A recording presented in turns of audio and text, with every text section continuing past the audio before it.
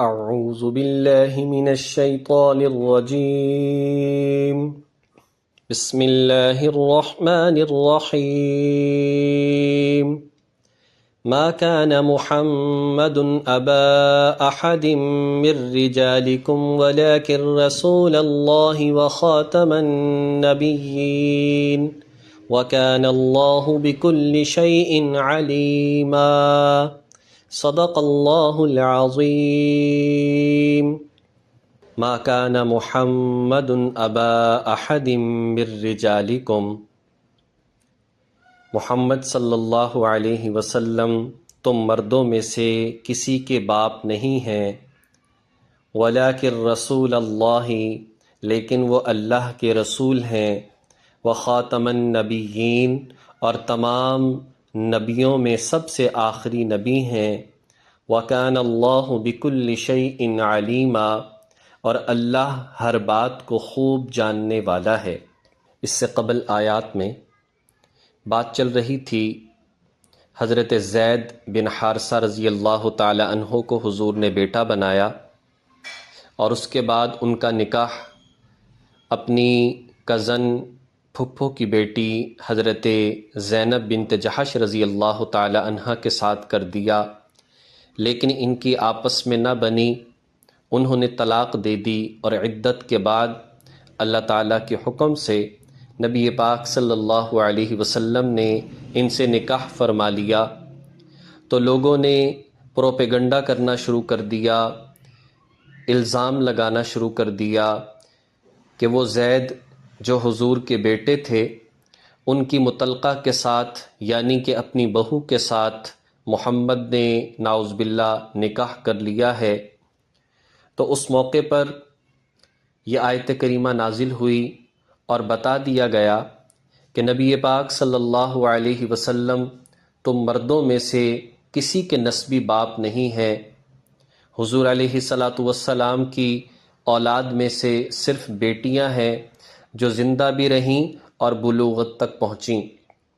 اس کے علاوہ جو 3 بیٹے تھے، حضرت قاسم وہ 9-10 مہینے کی عمر میں انتقال کر گئے، حضرت عبداللہ جن کو طیب اور طاہر بھی کہا جاتا تھا بچپن میں انتقال کر گئے، حضرت ابراہیم تقریباً 18 مہینے کی عمر میں اللہ کو پیارے ہو گئے۔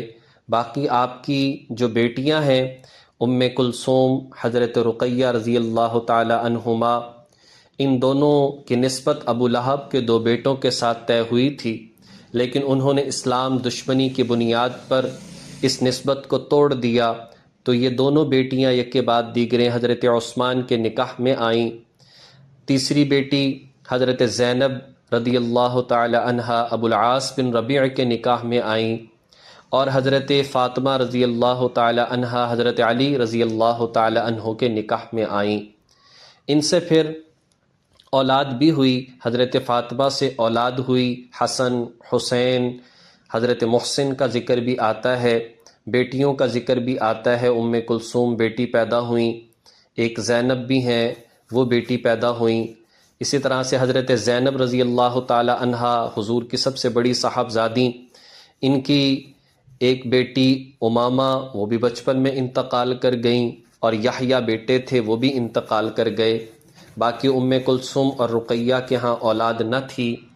تو اللہ تعالیٰ نے یہاں پر فرمایا کہ محمد صلی اللہ علیہ وسلم تمہارے مردوں میں سے کسی کے نسبی باپ نہیں ہیں، لیکن حضور علیہ السلام رسول ہونے کی وجہ سے اپنی پوری امت کے روحانی باپ ہیں۔ حضرت سلمان فارسی رضی اللہ تعالی عنہ کے حوالے سے جیسے آتا ہے کہ انہیں یہودیوں نے ایک مرتبہ پکڑ لیا اور کہنے لگے کہ تم کہتے ہو تمہارا نبی بہت عظیم ہے، بہت بلند ہے، لیکن وہ تمہیں استنجے کا طریقہ بتاتا ہے، وہ تمہیں پاکی ناپاکی سے بچنے کا طریقہ بتاتا ہے، اتنا بڑا نبی ایسی باتیں بتاتا ہے؟ تو حضرت سلمان فارسی نے کہا کہ یہی ہمارے نبی کے بڑے ہونے کی علامت ہے کہ آپ نے ہر چھوٹی بڑی بات ہمیں بتائی ہے۔ جب حضور کے پاس آئے ساری بات بتائی تو حضور نے فرمایا کہ اے سلمان، میں واقعتاً اپنی امت کے لیے باپ کی طرح ہوں، جیسے باپ چھوٹی بڑی باتوں سے واضح کرتا ہے، رہنمائی کرتا ہے، اسی طرح میں نے اپنی امت کی رہنمائی فرمائی ہے۔ اور آپ اللہ کے رسول ہیں اور آخری نبی ہیں۔ نبی علیہ الصلاۃ والسلام آخری نبی ہیں، اس لیے زمانہ جاہلیت کی رسموں کو ختم کرنا آپ ہی کی ذمہ داری تھی، اور آپ نے بڑے اچھے انداز میں ان رسوم کو ختم فرمایا۔ اس آیت کریمہ میں نبی علیہ الصلاۃ والسلام کے نام نامی اسم گرامی، اسم ذاتی جو ہے محمد ذکر کیا گیا۔ قرآن پاک میں 4 مقامات ہیں، 4 صورتیں ہیں، ایک آل عمران اور دوسرا یہ سورۃ الاحزاب کی آیت نمبر 40 اور تیسرا سورہ محمد اور چوتھا سورۃ الفتح۔ ان صورتوں میں نبی علیہ الصلاۃ والسلام کا نام محمد ذکر کیا ہے، باقی جگہوں پر احمد یا صفاتی نام جو ہے وہ ذکر کیے گئے۔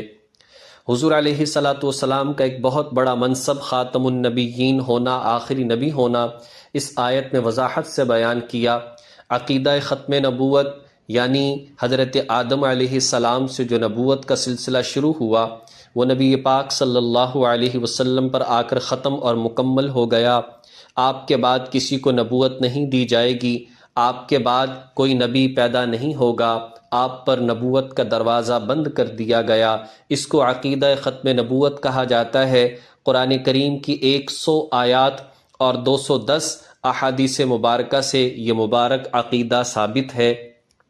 مثال کے طور پر اگر ہم آیات کو دیکھیں اور اس بات کو سمجھنے کے لیے بھی کہ یہ آخری نبی کیوں ہے، وجہ یہ ہے کہ ہمیں نبی کی ضرورت ہی نہیں، اس لیے کہ نبی کی ضرورت اس وقت ہوا کرتی ہے جب وہ نبی سارے جہان کے لیے نہ ہو، نبی کی ضرورت اس وقت ہوا کرتی ہے جب اس کا دین مکمل نہ ہو، نبی کی ضرورت اس وقت ہوا کرتی ہے جو وہ دین لے کر آیا وہ دین ضائع ہو چکا ہو اور محفوظ نہ ہو، جبکہ ایسی بات کوئی بھی نہیں۔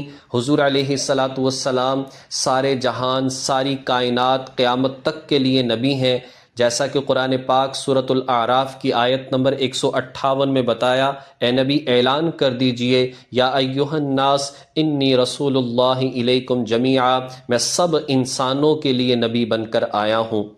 حضور کا لایا ہوا دین بھی مکمل ہے۔ سورۃ المائدہ آیت نمبر 3، الیوم اکملت لکم دینکم، میں نے تمہارے لیے تمہارے دین کو مکمل کر دیا ہے۔ اور تیسرا سورۃ الحجر کی آیت نمبر 9، یعنی کہ یہ دین محفوظ بھی ہے، انا نحن نزلنا الذکر وانا لہ لحافظون، جب یہ دین سارے جہان کے لیے بھی ہے، جب یہ دین کامل اور مکمل بھی ہے، اور جب یہ دین محفوظ بھی ہے، نہ اس میں کمی ہو سکتی ہے، نہ اس کے اندر کوئی چیز ضائع ہو سکتی ہے، تو ہمیں کسی نبی کی ضرورت ہی نہیں۔ قیامت تک کے لیے اگر نبوت چلے گی تو محمد عربی صلی اللہ علیہ وسلم ہی کی چلے گی۔ اسی طرح حدیث مبارکہ میں بھی آتا ہے، 210 احادیث مبارکہ ہیں، جن میں سے ایک یہ ہے، حضور نے ارشاد فرمایا کہ عن قریب 30 جھوٹے دجال آئیں گے، ان میں سے ہر ایک یہ کہے گا کہ وہ نبی ہے، حالانکہ میں آخری نبی ہوں، میرے بعد کوئی نبی نہیں۔ اور یہ سلسلہ حضور کے زمانے سے شروع ہو گیا کہ ان لوگوں نے نبوت کے جھوٹے دعوے کیے، لیکن سب کو ختم کر دیا، اور سب کا علماء کرام نے، اکابرین نے، صحابہ کرام نے ڈٹ کر مقابلہ کیا، اور اولین ترجیح اسی عقیدے کو دی گئی۔ تو اللہ رب العزت نے یہاں بھی یہ بات واضح طور پر ارشاد فرما دی، آپ اللہ کے آخری نبی ہیں، وَكَانَ اللَّهُ بِكُلِّ شَيْءٍ عَلِيمًا، اور اللہ ہر بات کو خوب جاننے والا ہے۔ اللہ رب العزت اس عقیدے کا ہمیں تحفظ کرنے کی، اس عقیدے پر جم کر قائم رہ کر استقامت کے ساتھ، عافیت کے ساتھ اللہ تعالی زندگی گزارنے کی توفیق عطا فرمائے۔ وآخر دعوانا ان الحمد للہ رب العالمین۔